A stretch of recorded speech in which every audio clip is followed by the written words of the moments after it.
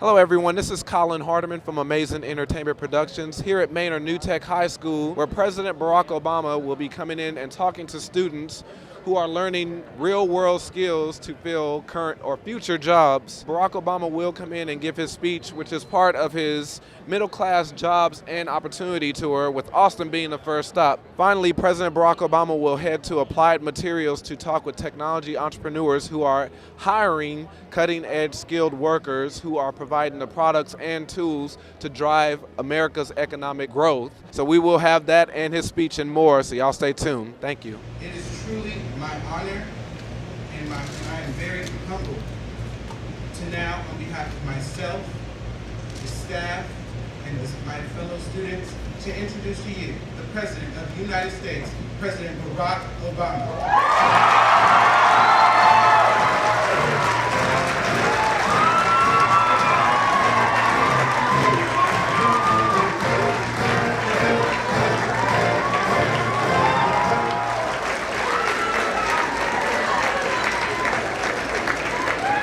Hello, Texas.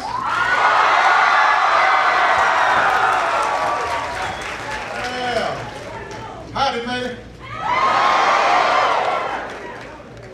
Go Titans. Teachers work hard every single day, and they don't do it for the money. They do it because they love learning and love their students, so we could not be prouder of them. And we are grateful to all of them, and I want to thank all of you for a Texas side as well. So this is the first stop that I'm making on a tour of the Austin area today. And I chose Austin partly because I just love Austin.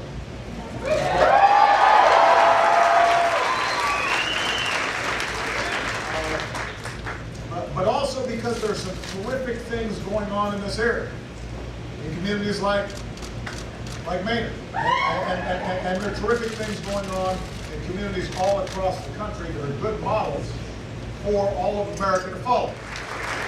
So over the last 3 years in the Austin area, businesses have created 85,000 new jobs. And companies like Apple and Visa are getting ready to open new offices.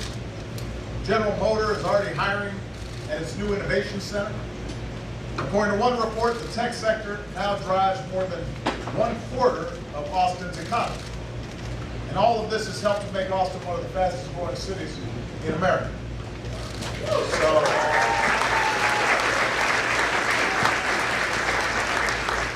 folks around here are doing something right, and I think the rest of the country can learn from what you're doing, because I've always believed that the best ideas usually don't start in Washington, they trickle up to Washington. So I've come to listen and learn and highlight some of the good work that's being done.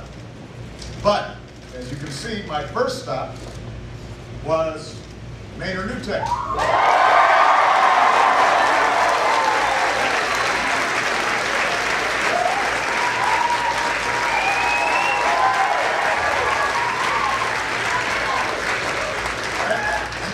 And the reason is because our economy can't succeed unless our young people have the skills that they need to succeed. And that's what's happening here, right at Manor New Tech. There's a reason why teachers and principals from all over the country are coming down to see what you're up to. Because every day, this school is proving that every child has the potential to learn the real world skills they need to succeed in college and beyond. And you all are doing it together. Internships help students get even more hands-on experience. And while most high school students in America give a handful of speeches by the time they graduate, a student at this school might give as many as 200. That's a lot of speeches. I can relate. And you know, I just had a chance to see some of the incredible work that some of the young people here are doing. You know, folks who use mathematical equations to build musical instruments, tests on bungee jumping with rubber bands and weights, and you know, robots that were being built, and all kinds of great stuff. And you're doing things a little differently around here than a lot of high schools, and it's working.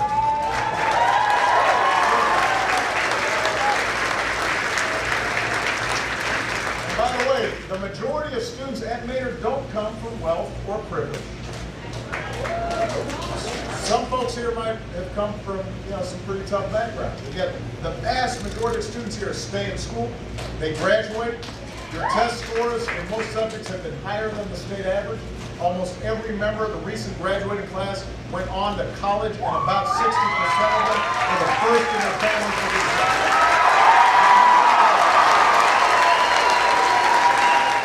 Every young person in America deserves a world-class education. We've got an obligation to give it to them. And by the way, that helps the whole economy. Every business in America, we want to draw from the world's highest skilled and most educated workforce. We can make that happen. But we're going to have to put our shoulder against the wheel and work a little harder than we're doing right now as a nation. So number one, we've got to start educating our kids at the earliest possible age.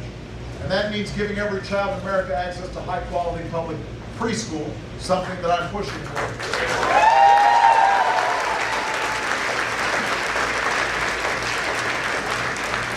Every dollar that we put into early childhood education will save $7 down the road because it boosts graduation rates, reduces things like teen pregnancy and violent crime, helps young people succeed not just in high school but beyond. So let's make that happen. Let's make every child's early success a recipe for long-term success. We can do that. We've also got to make sure that we help more students at more schools get the kinds of skills they're getting here at Manor Tech to compete in a high-tech economy. So that's why we're working to recruit and train 100,000 new teachers in science and technology, engineering and math, helping our most talented teachers serve as mentors for their colleagues so that they can help to push the great stuff that's going on here out to other schools throughout the state and throughout the country. We've also got to start rethinking and redesigning America's high schools. That's part of what's happening here. Is there's innovation going on that equip graduates for the demands of a high-tech economy. There's a lot of hands-on learning here. People aren't just sitting at a desk reading all the time. Reading's important. I'm a big reader. But part of what makes this place special is that there's all this integration of various subjects and actual projects and young people doing and not just sitting there listening. So we've got to reward schools like this one that focus on the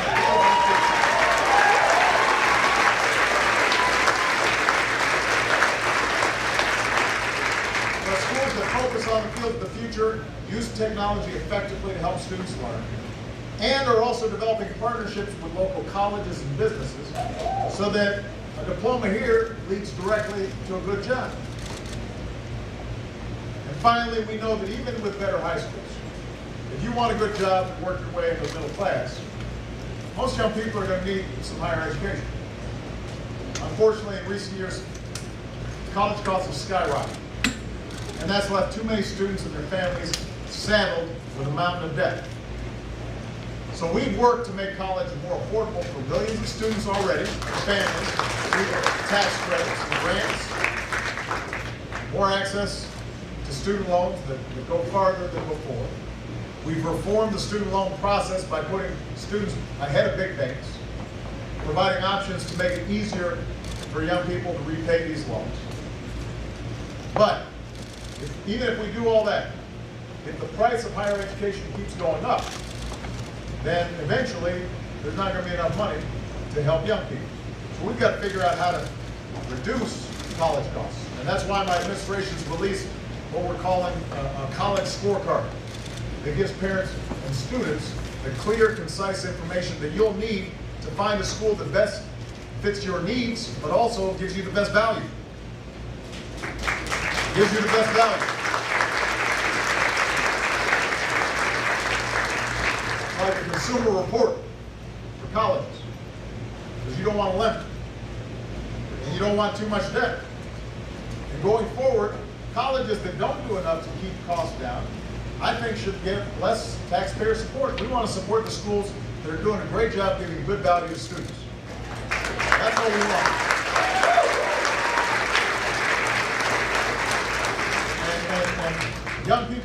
families, you shouldn't have to subsidize skyrocketing costs if the colleges aren't trying hard enough to keep costs down and provide a high-quality education. So I could not be proud of what's happening here at Manor. That's why I wanted to come. Last month, students in a digital media class made a YouTube video describing why this school was so special. One sophomore summed it up nicely when she said, "This school is a lot more than just a school, it's a family. And it's filled with people that are going to care about you and are going to help you." Manor, that's what every school should be. That's what our country should be. Caring for each other, helping each other, being invested in each other's success. You know, we're not just a collection of individuals, we're one American family. If we follow Manor's example, we give every child the chance to climb new ladders of opportunity. If we equip every American with the skills and education they need to succeed in the jobs of the future. If we make sure that hard work pays off and responsibility is rewarded. If we fight to keep America a place where you can make it if you try, then you're not just going to be the ones that prosper, we'll all prosper. And together we'll write the next great chapter in America's history. So thank you very much, everybody.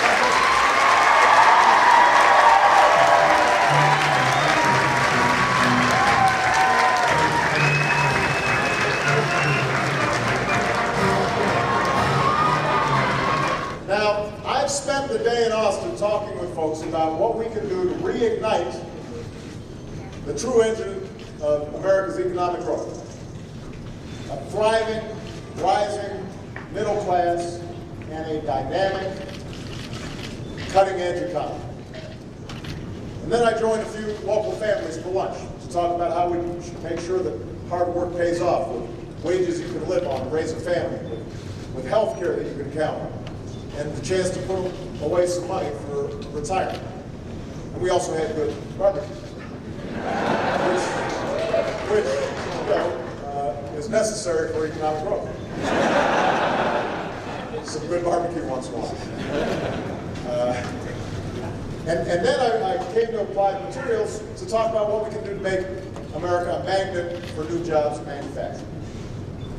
Now, after shedding jobs for a decade, our manufacturers have added now about 500,000 new manufacturing jobs over the past 3 years.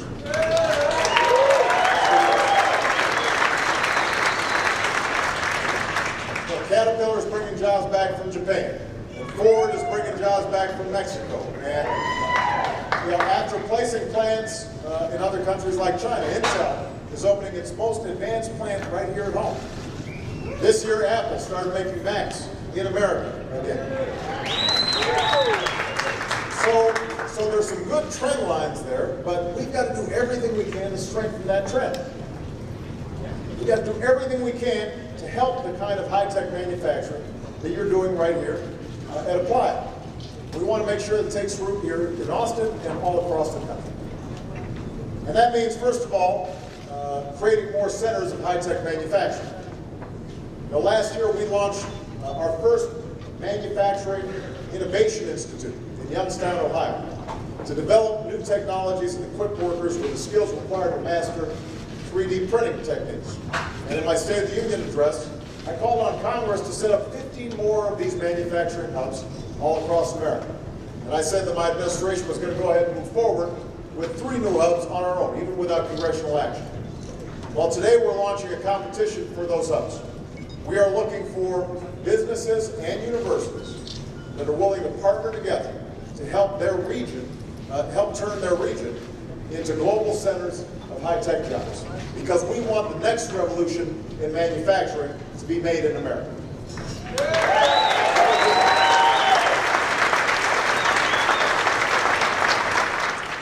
Now, if we want to manufacture the best products, we've also got to invest in and cultivate the best ideas. Right? Innovation, ingenuity, that's the constant of the American economy. That's one of the constants of our character. It's what keeps America on the cutting edge. And just before I came here, I visited Capital Factory, which, as some of you know, is a place that helps startups take off. And everywhere you turn, somebody's got a new idea. They're all thinking big, they're taking risks, so they're doing amazing stuff. And one of the things we're doing to fuel more inventiveness like this, to fuel more private sector innovation and discovery, is to make the vast amounts of America's data open and easy to access for the first time in history. So talented entrepreneurs are doing some pretty amazing stuff with data that's already being collected by government. So over at the Capital Factory, I met with folks behind a startup called Storm Pulse, which uses government data on weather to help businesses anticipate disruptions in service. And then you've got a Virginia company called O-Power that's used government data on trends in energy to save its customers $200 million on their energy bills. There's an app called iTriage, founded by a pair of ER doctors, that uses data from the Department of Health and Human Services to help users understand medical symptoms and find local doctors and healthcare providers. And today I'm announcing that we're making even more government data available, and we're making it easier for people to find and to use. And that's going to help launch more startups. It's going to help launch more businesses. Some of them undoubtedly will be using this data, powered by chips that essentially started right here at Applied Materials.